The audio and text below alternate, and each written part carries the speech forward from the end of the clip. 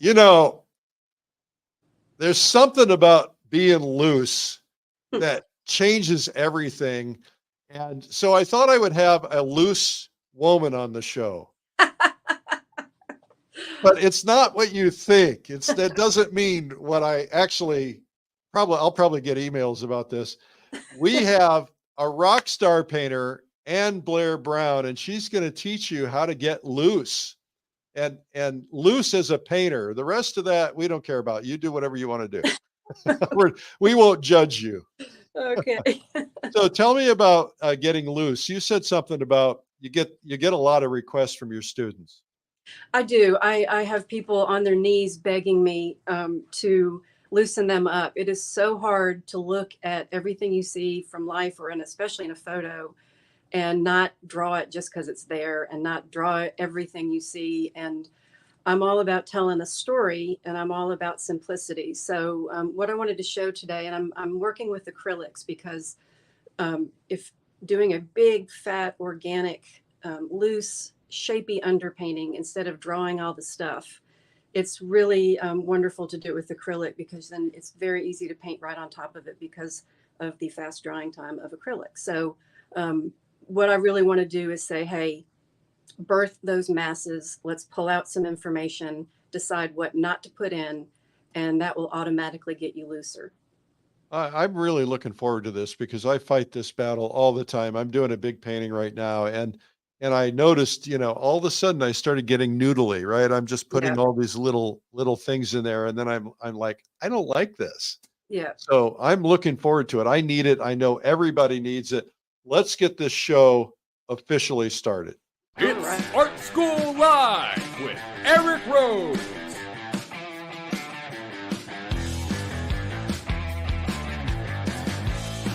Now, here's your host, Eric Rose. Welcome to Art School Live. Our guest today is Blair Brown. She is going to teach you how to become loose as a painter. And that is so important. If you go back through history and you look at the people who kind of originally did this, which would be the Impressionists, right? The Impressionists were in a world where everything was tight and carefully rendered. And you can imagine how in the late 1800s, how radical that must have been, where all of a sudden these people are doing these loose things. And of course, there's so many great painters, some of the greatest of all time, Sargent and Sorolla and Zorn, Antonio Mancini, so many others that are brilliantly loose. And one of the most brilliant painters in America today, and one of the great instructors as well, is Blair Brown. And she is here to teach you how to get loose. Now, what have you done here, Ann? What's going on? All right, Eric. So what I've got here is a very organic, incredibly loose, borderline abstract wash in. And you might note when you look at the photo reference that it is absolutely, there's no detail, there's nothing in there. So what I did was I took a paper towel, I wetted it just a bit, I put it in a dark mixed tone, and I literally just took my paper towel and just connected the dark shapes. And this is partly based on the concept of no-tan, which is the balance of dark and light. And while this is not a true no-tan, which would just be black and white, this is a really great way to wash in a scene. And then I can go around and just decide what I want to add in. I can decide what I want to pull out. A lot of movement in this first stage, and that starts the ball rolling to looseness and that painterly thing we're all after. All right, and we put the reference image. It looks like an art fair in the corner. Well, it's actually a farmer's market. Oh, farmer's market. Okay. One of my favorite things in the world. So what I'm going to do is, the first thing I do, since I've got all this dark in here, is I'm just going to overstate some of the light passages. And so I'll just, from the gate, right out of the get-go, I'll just start putting, this is just really a nice yellow color. You see, I'm just making marks. I'm not going to draw and correct, and I'm just already having fun. Whee! Whee! but it's so much more fun to paint this way. There's drawing things here that I would come in and correct, but it's irrelevant right now. I really just want to get just a little sense of light and these big blocked in shapes in. So again, much more fun than drawing and laboring and all that good stuff or bad stuff. Yeah. All right. So, and I'm going on, I'm sort of looking at the reference, but I'm actually going on a lot of sense memory, which I do a lot of preliminary studying, and that really helps me, remember. I don't have to draw everything so perfectly. And by the way, I want to point out I've got like a number 8 really frayed brush.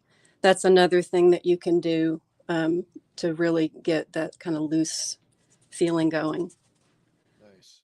And I'm not, I don't care to copy color. I just do not.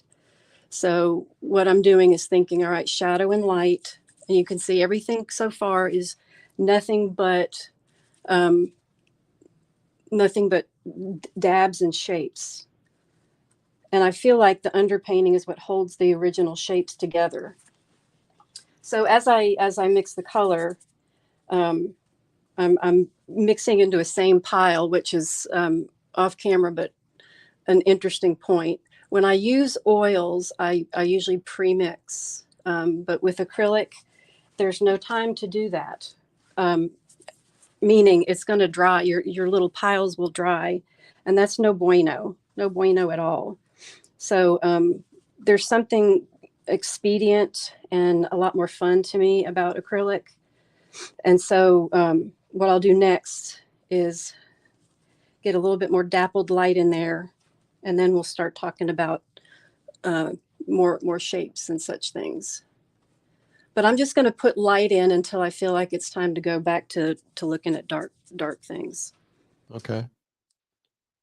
This does look like fun. I'm telling you, I'm having a blast. I love doing things like this with you because it really gets my juices flowing, and I don't have time to sit and noodle because, truth be told, I can noodle too. I'm pretty good at it. Well, somebody like you who's so accomplished and so good, one assumes that you never make mistakes. Oh, well, that's hilarious. That's hilarious. I absolutely do make mistakes. I have a whole purgatory of, let's call them not dead, but half dead paintings that lines the part of my studio. And I'm just really, I think you've got to do some of the kind of cruddy ones to get to the good ones. Yeah. And so I just don't let it get me down, Eric. I just, when something doesn't work, I just say, okay, well, why didn't that work? And that always teaches me something. And I think that's a great thing. I think that's better than, beating yourself up. Like, why didn't I do that? I know what I'm supposed to do, but I didn't do it. Do you ever go back to try to fix the old ones, leave them sit for a year, and then go back and try to turn them into good paintings, or just leave them alone?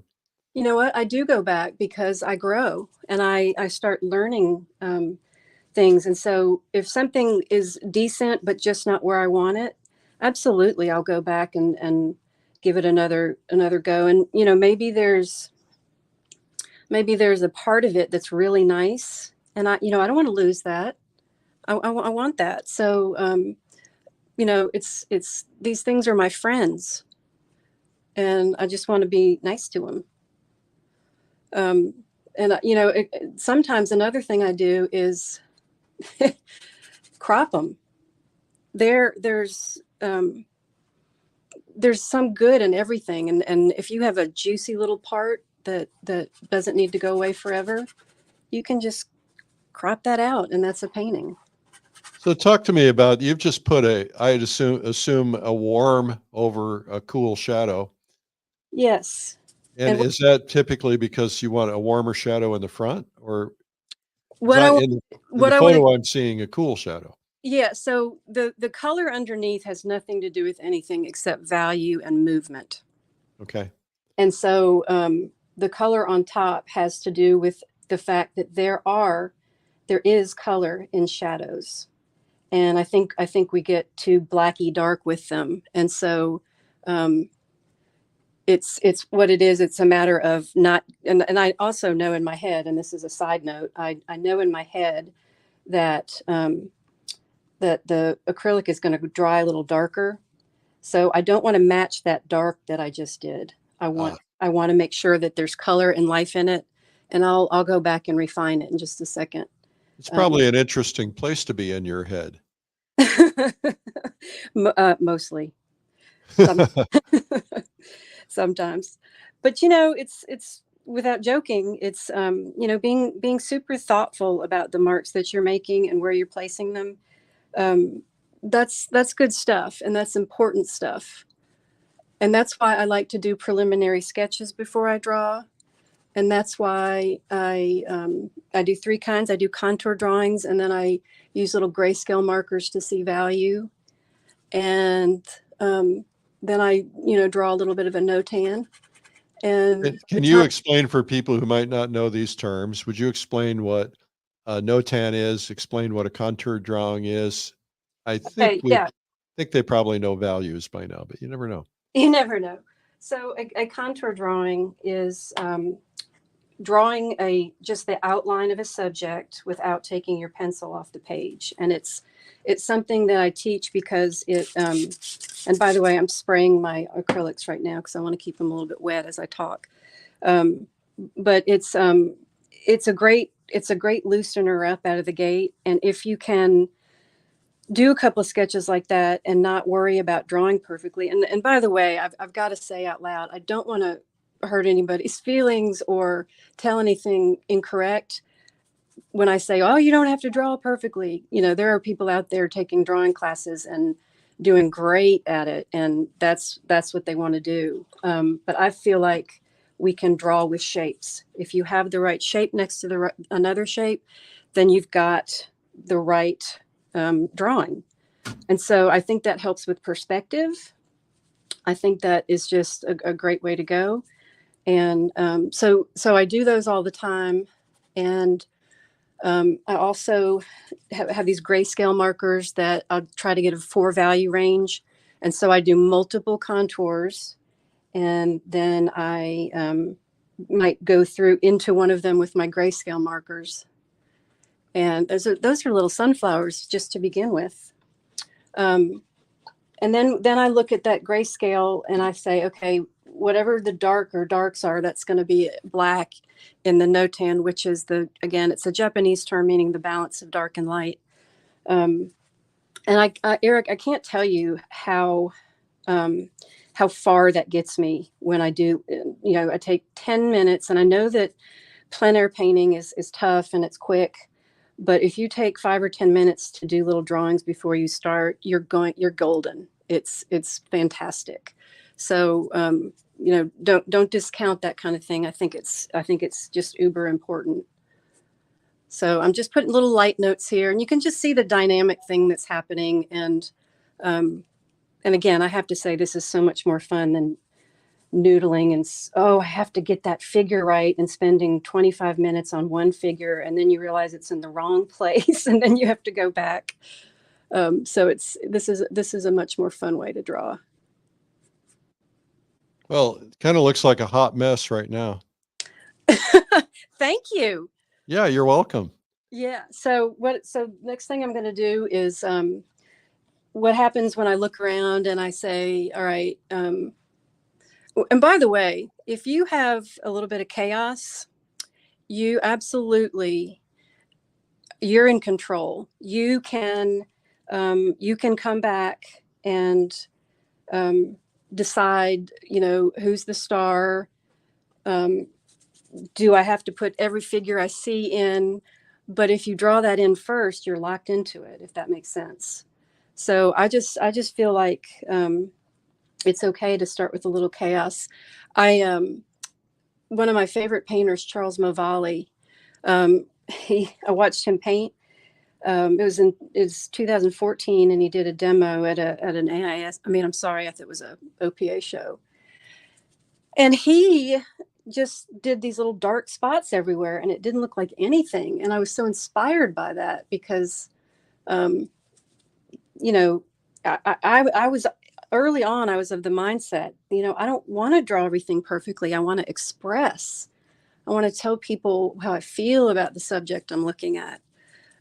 So that was very advantageous and real eye opener for me, for sure. So let's get some more shadow there so that this hot mess gets a little bit more. Oh, so I've intimidated you now, haven't I? I'll show you, Eric Rhodes. I'll show you. Well, that's what I love about it. I mean, it's just so it's I know it's going to come together, and it's already coming together.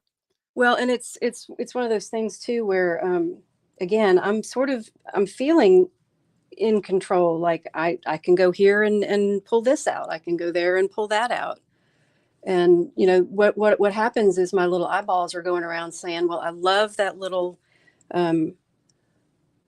this is like a little ice cream stand, and that's just a you know, I can just get color with that, and I don't have to scrutinize, and I don't have to labor. And this also is helping me go all around the painting and not getting stuck in one spot, which I think is really good way to go.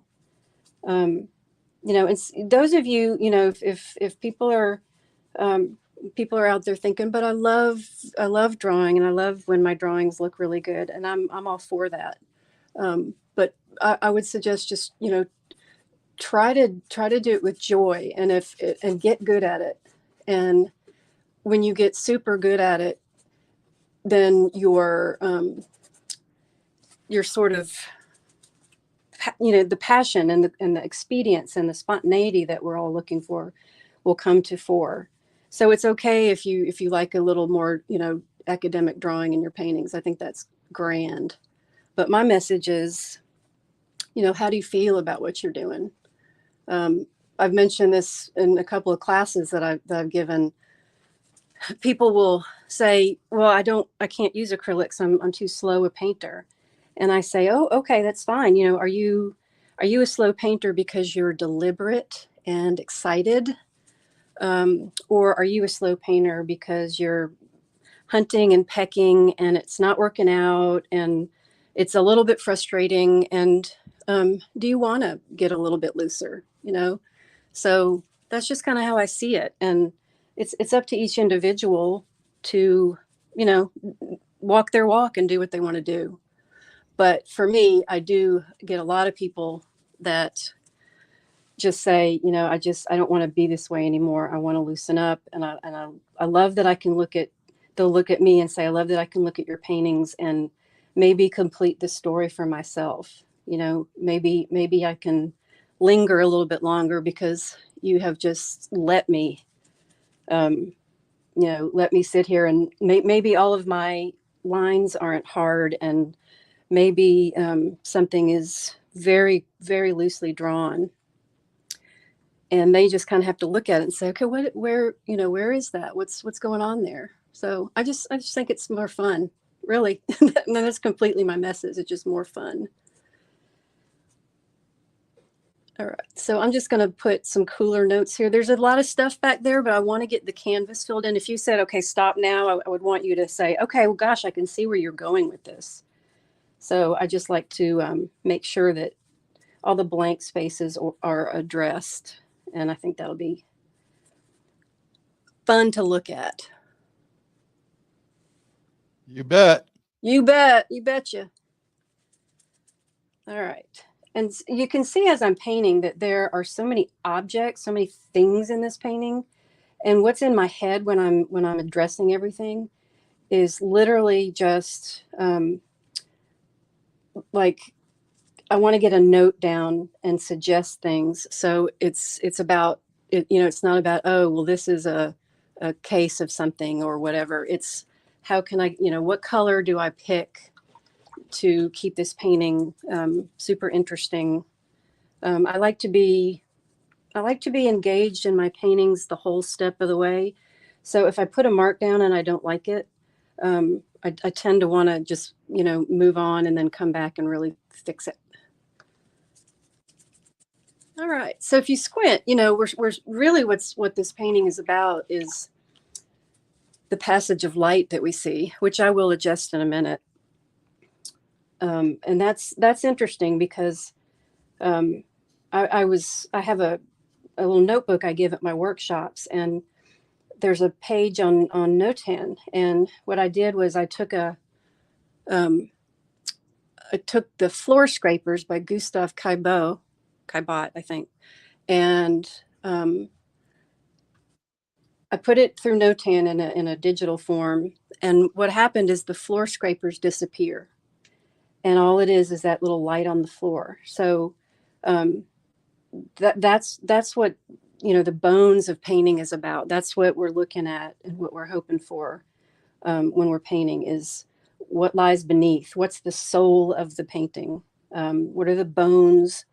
And you walk into any museum and you step far away. If something draws you from way across the room, it's got that underlying abstract design. Oftentimes I always make a beeline to the plein air stuff in museums, and oftentimes they draw me in more than the studio paintings because they are having that abstract quality and that high contrast. Yes, absolutely. And the thing about it is too is you mentioned contrast, and that's good and well, but it doesn't really have to be that high contrast. There are beautiful subtle Notans on a cloudy day. So it's just really about just dark and light doesn't always mean black. We just sort of see it that way at first. All right, so now I'm going to make a little bit more. I think I need a little tree shape there because we sort of want to know what's going on there. And this whole abstract start that I did is helping me go around the painting and again look at structure and look at the way this tree is going to be an upright and the way this angle comes in. And so everything's pointing to the figures there, which while I'm not going to do a portrait of those figures, it's just really the light is leading around. So we just have like a little mosaic here, really, fun stuff for me, for sure. And I like this scene so much that I've started a larger version of it, and I'm having a really good time so far. All right, so let's get some dapples back here. Let's get some, if I see something that's underpainting, that's kind of where I want to go next. So this is an opportunity for me to just create some light in the background. And also, Eric, I want to point out that, this is, I know that we have and I'm joking with you because I love the hot mess thing because I think that's a really good place to be at first. But what's good here is that, this is going to be a quick demo and it won't come to complete fruition. But this is kind of what I want people to remember more than anything. Right. I want people to remember this crazy loose start and how it's, really got me going. Yeah. Get loose. And I'm just, again, using this big old frayed brush. I'm making dabs and marks, and I'm having a heck of a fun time. So isn't that what it's all about? You know what? It really is. Trey, my husband, always says, I really don't want to do anything unless I'm having fun and learning something. And sometimes learning things isn't always fun. But where Trey and I are concerned, it is. It's almost the thought of learning things is sometimes harder than learning them. That's right. Yeah. It's facing the challenges. Once you get into them, they're usually not as hard as you think they're going to be.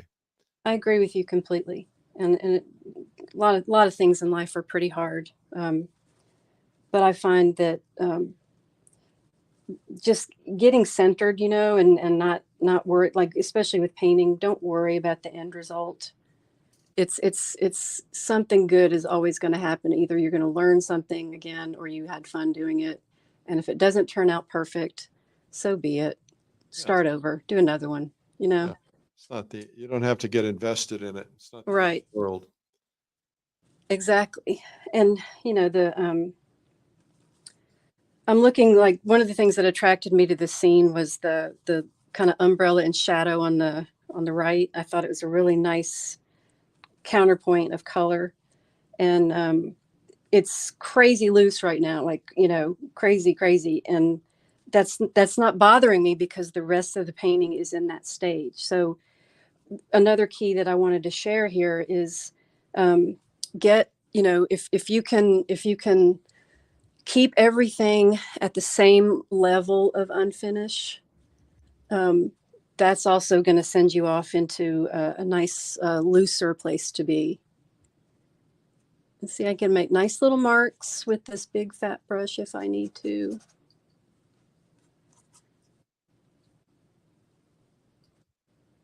And just if something's just kind of sticking out to me, I'll just make it go away. I think I want to lighten that just a little bit.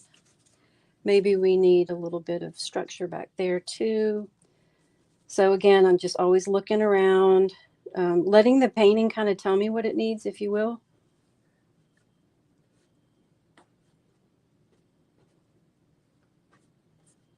And that color would be pretty there too, wouldn't it?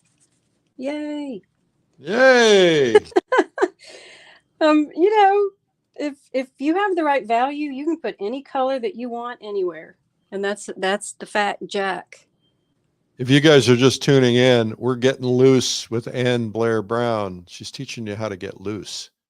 Crazy loose. This is crazy loose. It's a hot mess. I love it. And we have to repeat. We have the further we go, the more we edit, and the more we can start refining things.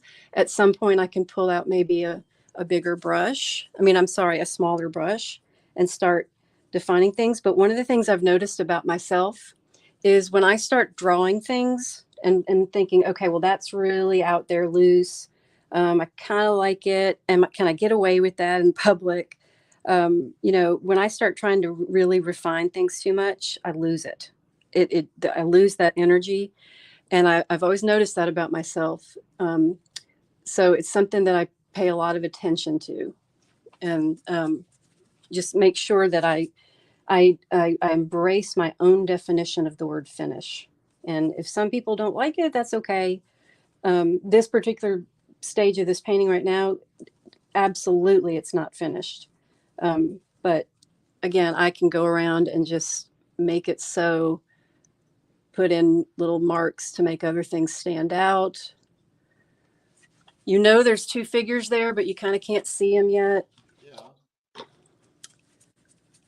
Oh, and color notes. I'm looking in the background, and there's this really cool color back there that would be really pretty. If you guys want to have fun with this, squint down and look at it, and it completely comes together. Ooh, it does. It totally reads. It's very, very clear. And when you squint down, it's the same as walking back at a distance. So if you put this painting as it is across the room, it's totally going to read exactly what you want it to read as. And that's one of the things I love about loose paintings is sometimes you get on top of them, they're just a bunch of blobs. I love that too. That's my favorite. That is absolutely my favorite. And that's what I was saying about Mr. 𝗕𝗶𝗶𝗿 is you squint and it's the most solid painting there, but really it's really crazy loose and in my opinion, just more of a delight to look at. So how much time do we have so I can kind of... Oh, we got so much time. You can do 3 of these. Whee! We're only about halfway through. Okay, good. I just wanted time to make sure that we do bring it to a little more fruition. But you know, it's literally like feeling like, okay, make that mark, move on, make that mark, move on. And let's get a little bit more light going in the background. I think that would add a lot. And I'm going to try not to be too precious with everything I see. But there's a nice, let's just say there's a person back there. How about that?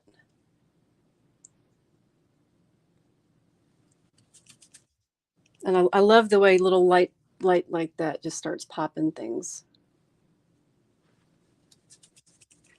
And now that we're now that I know I've got a little more time, let's go to that first big passage I made, and let's talk about refining that light passage. Maybe I want to go a little bit lower.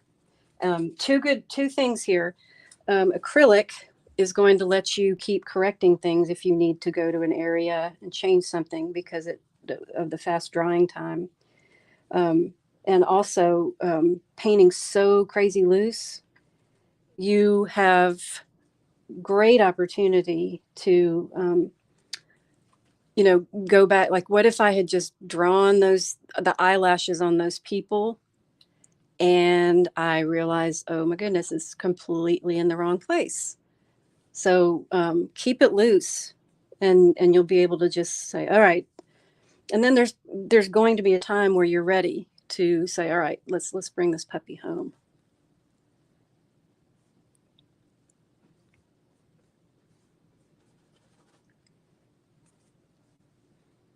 I like that this is just super, super yellow.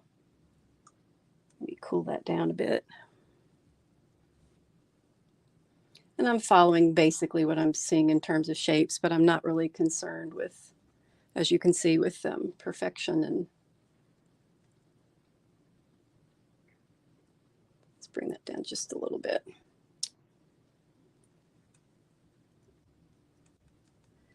And for, to be this kind of a painter, don't be afraid of your paint. You gotta squeeze it out. You gotta make it work. So let's get a little bit more subtlety up there at the top.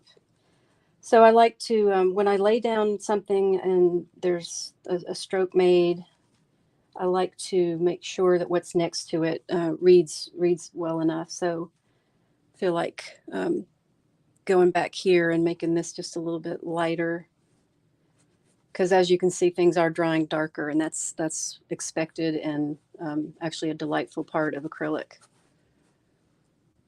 Just put a little variation in there.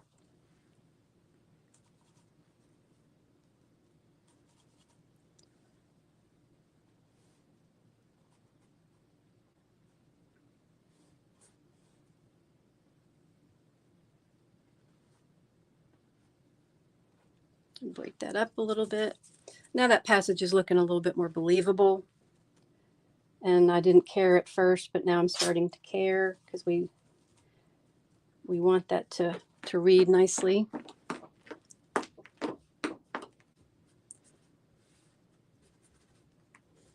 Lighten that up just a bit.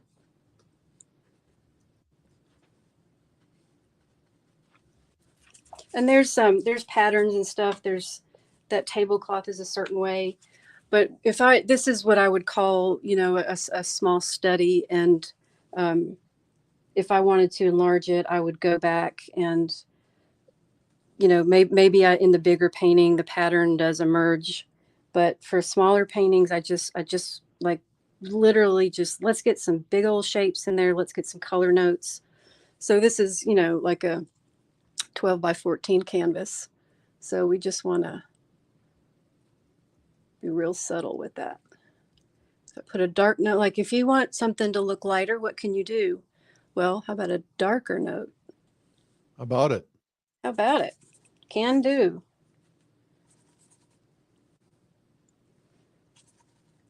You're so good. You're so nice. You're so... You're so nice. This is paint. If this is appealing to anyone, this is very achievable stuff. And I can just sort of repeat what I'm thinking in my head, which is just squeezing out a little bit more paint here. Bigger brushes, weird brushes, doesn't have to be little tiny brushes, just something that's going to give you a different result. I personally love, for example, Egbert brushes, the floppy, long filberts. If you think this way as I'm painting in masses and imperfection and work all around the painting. Those are the and then the preliminary drawings. Those things right there out of the gate are going to get you further faster. And when I say faster, I mean just having more fun. You when you paint alone and you're not being watched by all these people, do you put music on? What do you do? I do. I put I listen to Pandora, and I love, like, I can almost tell you some of the, like, if I look at a painting, I was like, oh yeah, I was listening to Joni Mitchell then. Huh. You know, it's very integral part of my painting for sure. I love music. I love all types of music. And when I'm outdoors, I don't listen to music because the birds are the music and the grass being mowed is the music, and you know, all that kind of good stuff. Let's put a little lights passage there. I agree. But I have some friends I paint with. They're like, "Can I put the speakers on?" And I'm like, no, yeah. I don't ever say no, but I want to. you're too nice. That's why they make headphones. I know. I do have canceling headphones, which I love for plane rides. All right, let's this isn't really in light, but I love the idea of, and the thing about acrylics too is going back and just thickening some areas. Nice opportunity there. And now there's just this essence of flowers there, but they're not overdrawn, or, you know, they're just saying, I might be flowers. But, you know, if you complete the story for yourself and you know that we're at a farmer's market, that can be really good stuff.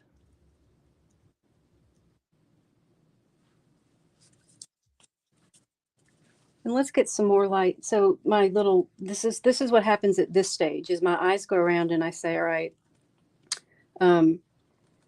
what do I do next? It's starting to come together.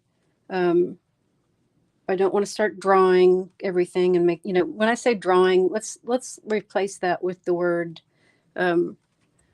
distinguishing or naming. So I just think, okay, we need some light back there because that's so dark. And that just kind of opens that area up.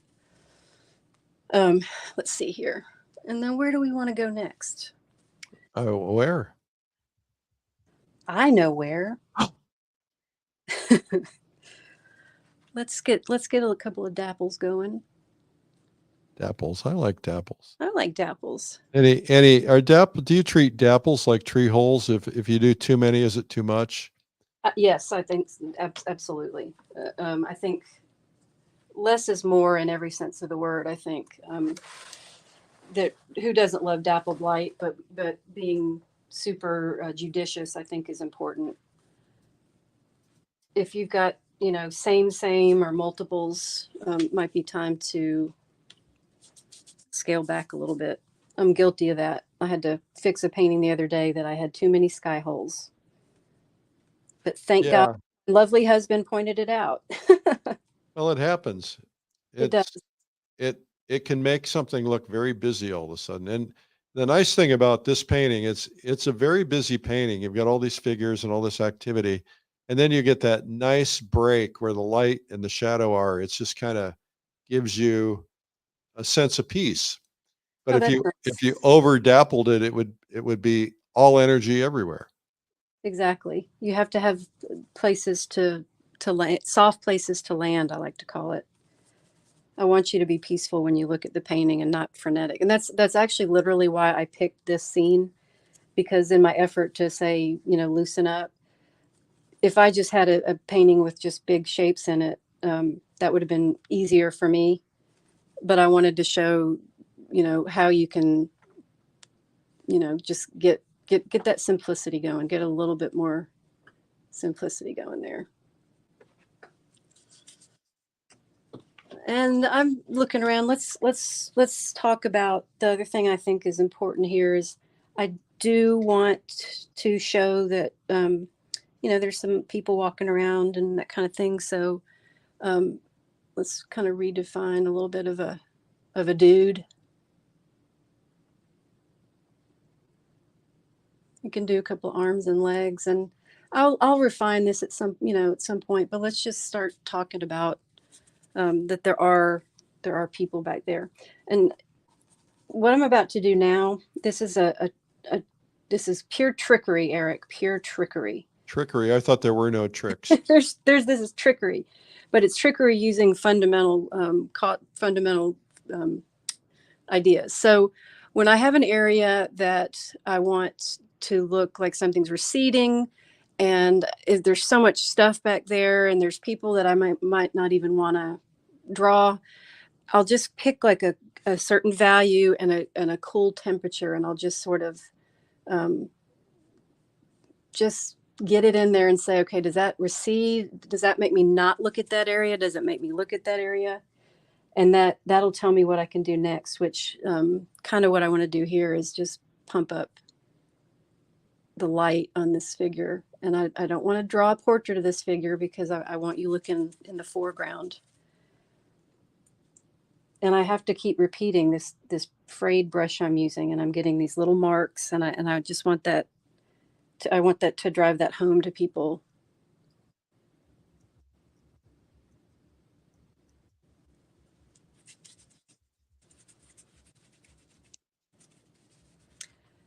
Yeah, and I'm with you. I'm squinting, and it's working decent at this point. And I love that. I love that I could keep going on this thing and turn it into photorealism if I wanted to. Actually, scratch that. I'm not good at that, but somebody else could.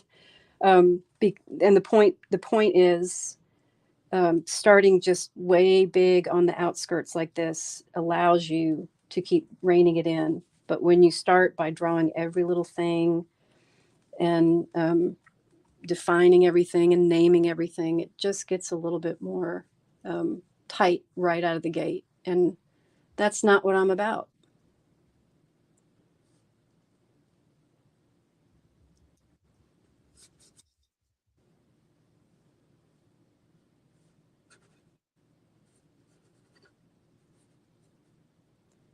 Just trying to get a little more shadow there.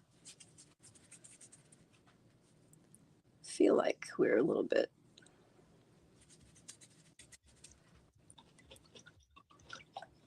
And this brush is not easy to work with on this size, but I wanted to take one for the team.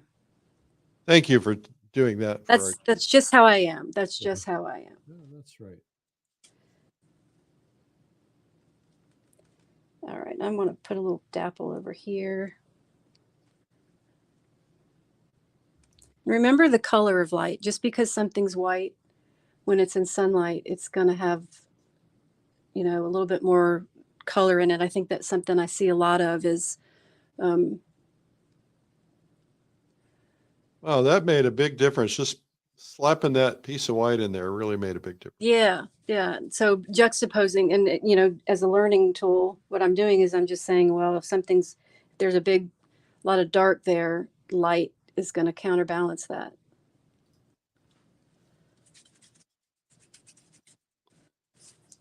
All right. And let's give a little more attention to our foreground people. Actually, there's a couple of canvas spots that I think, speaking of sky holes. Were we? Yeah, that I'm going to, that's going to, I think, if I do it right, be a big help. It'll get rid of that white on that canvas, and it will also be a lovely color addition and help break up the darker parts of the space back there. Here's a question from Sandra in, looks like Albuquerque. Will sharper edges make a painting feel less loose? Yes. Now, sharp edges are our friends because, for example, a sharp edge against shadow and light really helps that stark light to read. But if you have all hard edges, you are in danger of being too tight and therefore a little bit boring. And we don't want to be boring. We want to be exciting. I can't imagine you doing anything that's boring. Well, boring is, yeah, you're right. Never boring. Sometimes not perfect, but never boring.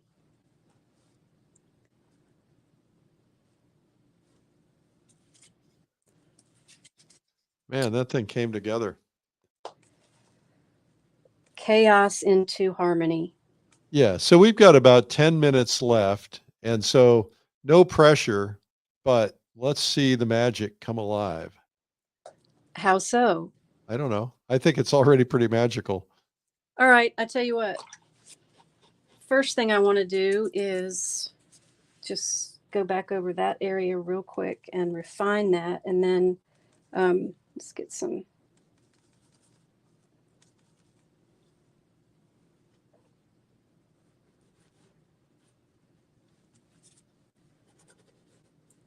And one of the things I keep doing is, as I'm going, as I go back to passages, is I am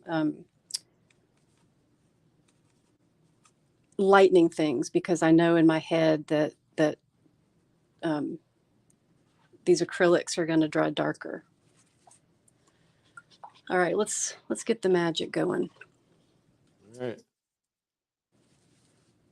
Okay, in the background here, I do want to sort of get there's a little umbrella back there. You can see that I've changed the color. I didn't, that's something I do a lot. I don't, again, copy what I see. And so these lovely thick strokes are a lot of fun. But there's a green umbrella back there, but there's a bunch of green stuff. So I just think, well, Too much green. Yeah, so I change it, and I can do that because I'm an artist.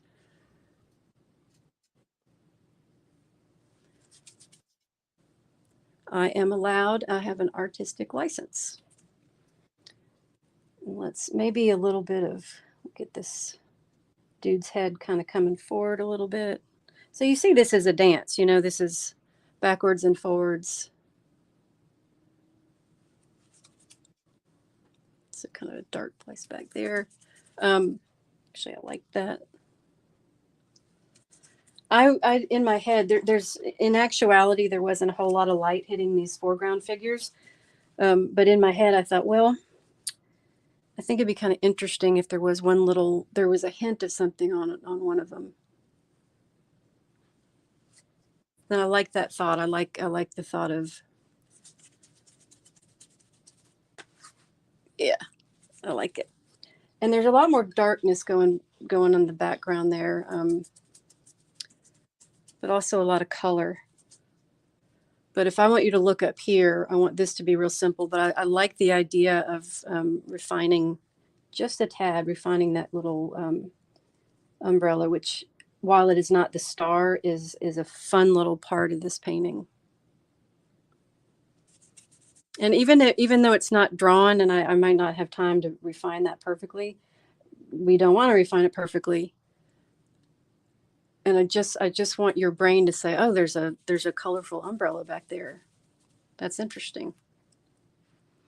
And maybe there's some, whenever I see now what I'm going to do is, when I see an area that's kind of lacking, I can look into the reference and say what could be there.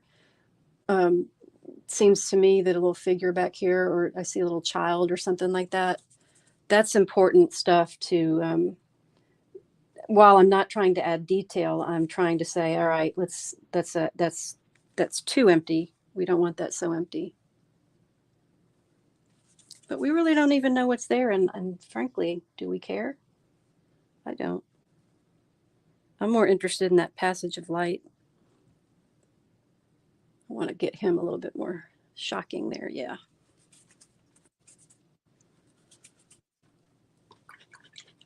And I think one money shot would be that it wouldn't be unheard of. And this is me just having fun and saying, what if one of these are just a little bit bigger part of this.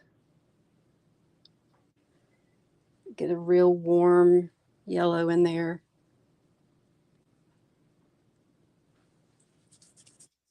maybe get a little bit of a, hard to make these little marks with this big old brush. Yeah, but that helps you stay loose, right? I know. Well, and the brush again is completely frayed, and so it's fun and interesting to traverse.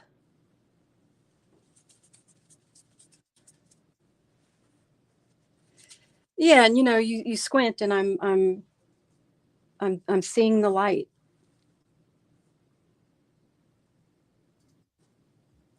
And I want to have a little bit more darkness in there, but I'm putting kind of a cool color just to make it a little bit darker there.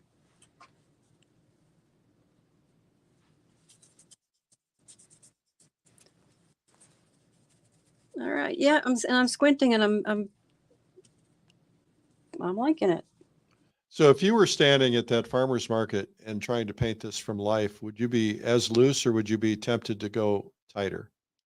I'd probably be tempted to go tighter, which would be a bad thing. I'm a big.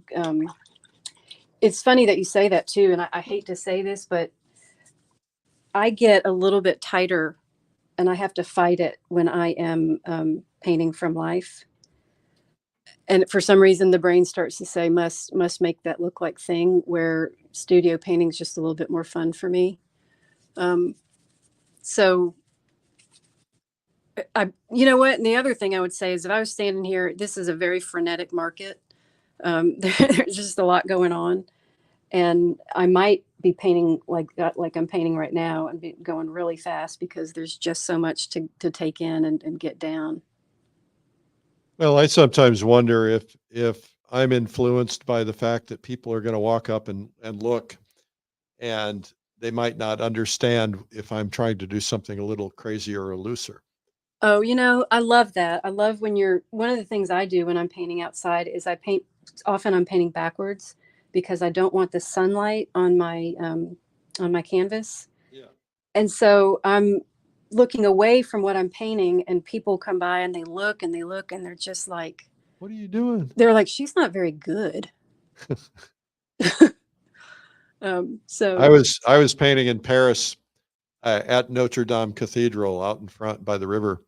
And there were these teenagers, French teenagers hanging out, and they were laughing. And then one of them walked up. He says, he spoke English barely. He said, "You should give up painting. You are not very good." oh my goodness, so nice. That's just not very nice at all. And who's he to say anything? I thought it was funny. Yeah, so a couple more marks, and Looking good. That looks there's great. yeah, and there's places that I've like gone over and lost the. Well, you've really put together a miraculous painting in such a short time. Really a great lesson. Well, thanks. I really hope it helps, because even if you don't start exactly this way, it's just using those bigger brushes and really going for it, thinking about what you're painting, what your composition is going to be, what the value system is. And then that start was just, again, a paper towel and just smearing in some semblance of values. And it's a lot easier than you think it is. If you guys are digging this, please share it and give a thumbs up and an applause. This is really outstanding. And I think it's time to put your brush down and come back on camera. All right, we'll do. All right. Nice job. Beautiful, beautiful. There she is. Hi. Ah, if you tuned in late, you didn't get to see her in the beginning. Or you probably missed her. Well, Anne, any final tips on loosening up? It aside from what I just said, which is some physical things, I'll speak to some mental things and emotional things.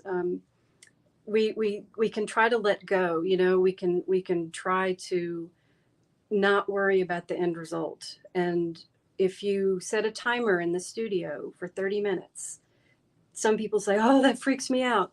Well, it'll make you go faster, but the word fast doesn't mean quick to rush. It means spontaneous. And I'm always shocked at you know, whenever I record demos, I've got that feeling of, oh God, you know, there's just this focus, but my left brain just turns off. And so if you can find that zone and use bigger brushes and start with a big mass of shapes and value system, set that timer, or outside, you know, work for an hour, then you'll feel like you'll loosen up. And if you worry too much about the end result and try to make things perfect, it's usually not as much fun. So Yeah. yeah. Great advice. So we are so honored that you are going to be on our faculty for our very first Acrylic Live online art conference coming up in March. You have any idea what you're going to do for it?